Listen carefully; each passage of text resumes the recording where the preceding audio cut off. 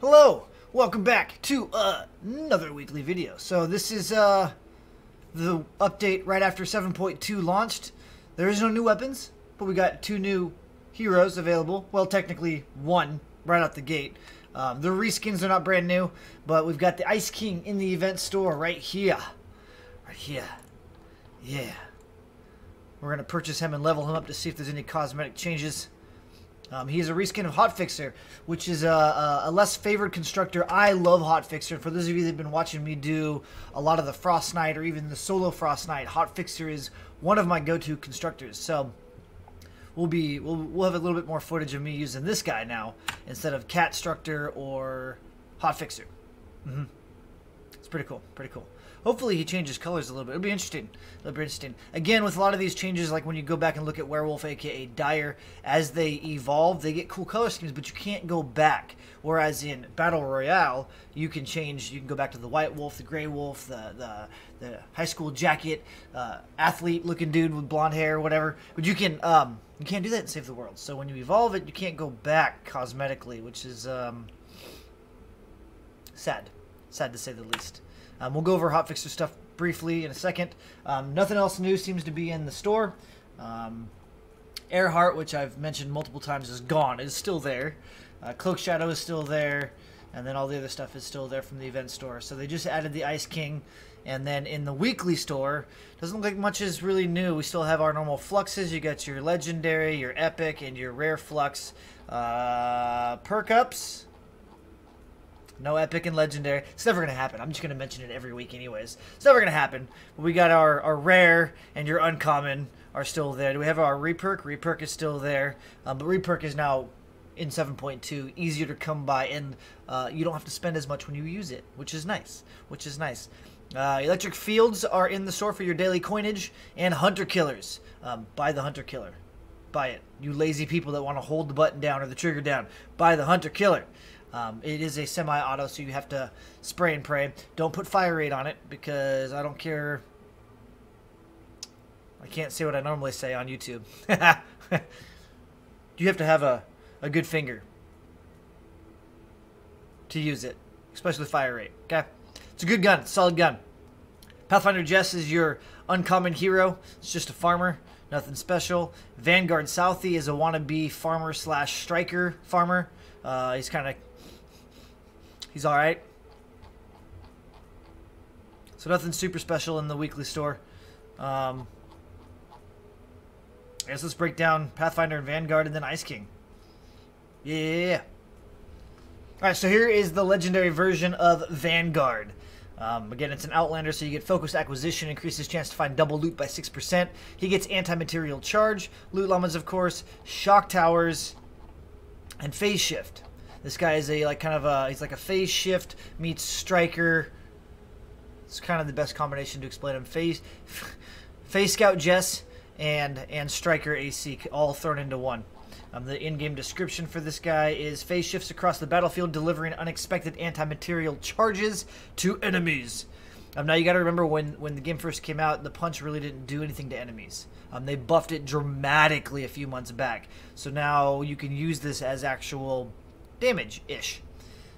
So, let's see. What else does he get? Fist of the South Moon reduces the cooldown of anti-material charge for 5 seconds, or by 5 seconds. Structural Strike. Dealing damage to a structure with anti-material charge refunds 6 stamina and reduces the cooldown by 3 seconds. Now, this is the perk that allows you to literally turbo farm, if I'm going to steal A1's terminology. So, you can literally go around punching through buildings, cars, etc., and you're going to readily have your punch available again and again and again. So you can turbo farm. Phased Out. Reduces the refill time of phase shift charges by 3 seconds. Phased Runner increases movement speed bonus of phase shift to 50% for 3 seconds. So you run faster for 3 seconds after you phase shift. Energy Regen regens energy 24% more quickly, which kind of allows you to almost have 100% uptime on phase shifts. Almost. You're going to be phase shifting and punching for farming purposes, and if you're doing that, combining the two, you're pretty much never going to run out of energy. It's crazy. In the zone is standard across all Outlanders. After getting 5 hits in a row with the pickaxe, you gain in the zone, which increases your pickaxe damage by 24%. But who's going to pickaxe when you can punch? like every 3 seconds. Huh? Huh? Iron Knuckles increases the damage of anti-material charge by an additional 150% against enemies. So now you can actually punch an enemy and kill it. Level 30, Phased and Confused. Phase Shift has 2 additional charges. So he's a Phase Shift, a Sprinter, and a Puncher. That is it. That is it. Bonuses. Stun Baton. Melee critical hits do increased impact and add 1.5 seconds of stun when the enemy is interrupted. Alright, so here we are with Pathfinder. This is Archeolo Jess. This was a limited time Pathfinder, but at the end of the day, it's a Pathfinder. We've had Bloodfinder. We've had this Pathfinder. I think there's another Pathfinder. But anyways, Pathfinder is the OG farmer. Like, hands down, the best farmer from back in the day. Since some of the changes, now Striker is viewed as the best. It's 50-50 in all honesty. Pathfinder farms with a pickaxe. Whereas Striker just turbo farms. But anyways, it's an Outlander at the end of the day. Focused acquisition increases chance to find double loot by 6%. Right off the bat, you get in the zone, so after your 5th hit with your pickaxe, you increase your pickaxe damage to further increase your efficiency with your pickaxe. This hero gets loot llamas, teddies, anti-material charge, and phase shift. So you can still punch, and you can run around. The punch just isn't as beefy. And then passing time increases run speed while in the zone, so as you're farming, you're just constant 12% run speed. Keen Eyes, where Vanguard doesn't get, or Striker, reveals containers that contain valuable objects within 2 tiles while in the zone. So while you're in your farming zone, you're all glittery and everything, and you can see colored clouds of smoke through walls. Those correspond to chests and other items of value, and they will show the color of rarity of those chests. So you can even see purples, you can see blues, and you can see greens through walls. So you know there's goodies and things in basements, in attics. Loot find, you get another 6% chance to find double loot. Work increases just right off the bat. You get 24% bonus damage to your pickaxe. So then 24 plus in the zone is another 24. You're at 48% extra damage with your pickaxe. And then Keener Eyes, now you can see things 3 tiles through walls. Diamond Llama increases the yield of building materials and crafting ingredients within the loot llama by 50%. So now the loot llamas are a little bit better than they were. They're terrible. They're all still terrible since the game has increased over the year and a half that it's been out. It used to be you could hold 999 wood, brick, metal, right? And so when you break a llama, you get 100 brick, 100 wood, 60 metal. This increases that by 50%. So now you're going to be getting 150 wood, 150, which was more than 10% of what you could hold. Now we can hold 5,000 wood, 5,000 brick, 5,000 metal, and this is still worth all of us circling around beating on a llama for 5-10 seconds, or you could minigun it, but then everybody's sharing 100 wood or 150 wood. But Gumbi, you can get shadow shards. Okay, so you can... if you break the llama, there's a chance to get Shadow Shard or other high-end materials. 1, this gives you double. Drops crystals and doubles the amount of ore dropped when the loot llama is completely destroyed. Yeah, but if you're running around the map doing encampments, towers, survivors, if you're running around the edge of the map exploring for your exploration badge, you're going to find more of that stuff than you... Oh, also with the turrets being so overpowered for the last year, you could do... storm chests and get way more. I sound a little bitter. I'm a little bitter. The loot llama, in my opinion, I get frustrated. People bring it over to me and they drop it and they want me to stop what I'm doing to go break it. And then I feel bad when I don't break it. I hate... another thing that they've changed, besides just how much you can hold, you can also go out and they increased harvesting by, I think it was 40 or 60%. Like... 8 months ago, 9 months ago. So going out with a pickaxe and hitting and breaking 2 trees gives you more wood usually than the loot llama. Well, that could be, if you hit all the crit spots, that could be sometimes 5, 6, 7 hits with the pickaxe to get more. See, basically the loot llama needs some love. It's literally the same loot llama it was when the game launched. Everything else has become so much easier and efficient, but the loot llama just, like, literally, it's like freaking out over pocket change. You're like, oh my god, there's some nickels and pennies on the ground. We'll end that rant there. Deep in the zone, level 30, you gain 40 armor and increases pickaxe damage by another 24%. Oh, I can't remember what the damage reduction was back in the day. I've got notes and spreadsheets. So this is one of the heroes now that you can reset if you've done it. I don't know. I mean, why would you reset it? You can't change. This is weird. This is weird. So I guess basically anything that had damage resistance that switched to armor, you can now reset and get everything back. But then you're just going to spec into it again. It's going to be the same exact thing. Doesn't make any sense to me. On the weapons and schematics and stuff, I get it. But the heroes, it's weird. The in-game description focused on harvesting damage and... I can't even talk. Focused on harvesting damage and resource collection. Uses in the zone to move. Bonuses, work, so you can increase harvesting tool damage. So if you want any hero to have a stronger pickaxe, you can slot another path. So you can run double Pathfinder if you want to hit things even harder again. I typically run Recon Scout in my support slot for the another 6% additional chance for double loot. There's times where I've hit Shadow Shard nodes, and I'll get 4 Shadow Shards out of it. So that's cool. But you could also increase another 24% pickaxe if you wanted to by doubling Pathfinders. So weekly store, you basically got 2 farmers, Vanguard and Pathfinder. Weapons, nothing special. Nothing special. If you want to evolve the crowbar all the way up to Mr. Red, the legendary, it's actually a pretty decent hardware item for constructors. Not a lot of people use it, but it's good. Nobody uses axes, so the stop sign or whatever this thing is up here. Yeah, nobody uses axes. But wait, there's more. If we go over to quests, we now have a new weekly Frostnite. It's not going to be in quest, is it? Frostnite? Weekly, there we go, the Ice Queen. So we can also get the Ice Queen hero. What is it? Survive for 6 waves? That's it? Survive for 6 waves in the week 3 Frostnite challenge. Any threat level. Survive for 6 waves in week 3. 6 waves?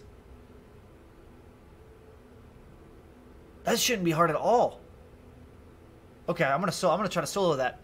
This week's challenge should be. Let's see if it tells us. New wave holiday. Enemy waves have more hordes. Oh, they are gonna have more numbers and require a certain number of eliminations to end each wave. Complete this challenge to earn a legendary hero.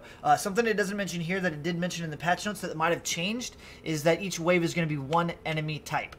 So you might get a wave of takers. You might get a wave of smashers. You might get a wave of just children. You might get a wave of propane. That's gonna suck. That's gonna suck. Maybe not. Maybe not. You just chain reaction all of them, right? Look at the spawn, shoot one, and sit back and watch them all kill themselves. So it'll be fun. I'm gonna try to solo it. I might record it. We'll see. That'll be fun. 6 waves. That's it. That's it. All right, before we leave, let's check out Ice King really quick. We'll go ahead and purchase him. It's a hot fixer. We'll go over his stuff in a second. Yeah, Ice King. Let's see if he changes colors. Nope, not a single thing. I was hoping we'd get the color changes from BR. We don't even get that. He just stays blue. Just stays blue. All right, in-game description of hot fixer, for those of you that don't know, has a base that auto-repairs walls and several perks geared towards generating resources and using them efficiently. This is a constructor, by the way. And again, if you wanted to see him in action, that's what I use for my solo Frostnite videos. But creative engineering increases build speed by 10%, reduces building cost by 10%. You get plasma pulse, you get the base ability, bull rush, no decoy. Automated defenses increases the base connectivity, so the base goes out 3 in every direction. This makes it go out 1 more, so technically 4 in both directions. A lot of people are like, oh, it only grows by 1. It's double.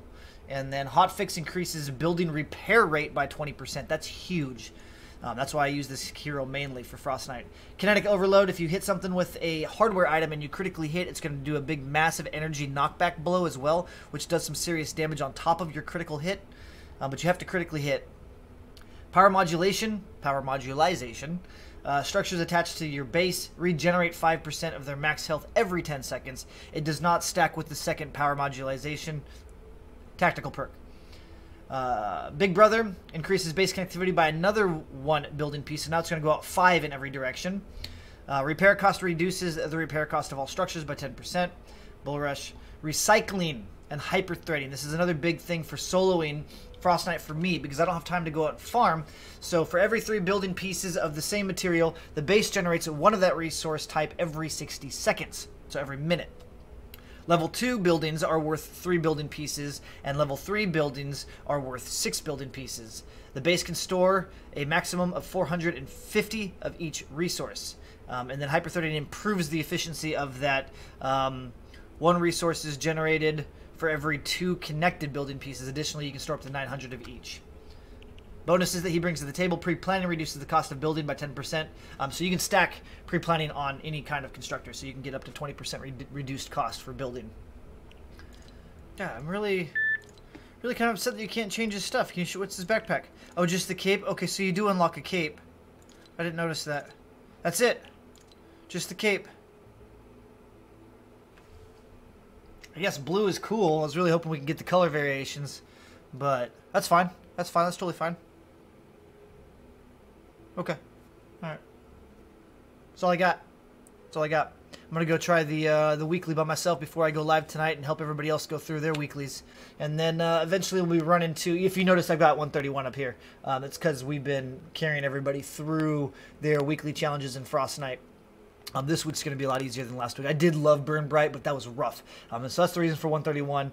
Plus, we're going to be doing the 128 soon, and so I'm going to stay at 131 just so I'm not handicapping my teammates who want to attempt the 128 with me.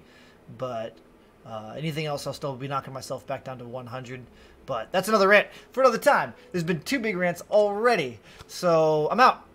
If you guys want to see some Frostnite action, you want help doing the Frostnite action, I stream daily over on Twitch at twitch.tv/SlyGumbi, usually between the hours of 8 p.m. to about 2 a.m. Pacific Standard Time. And I don't want to do the mission, so I'm going to back out. I'll see you guys in the next one. Bye-bye now.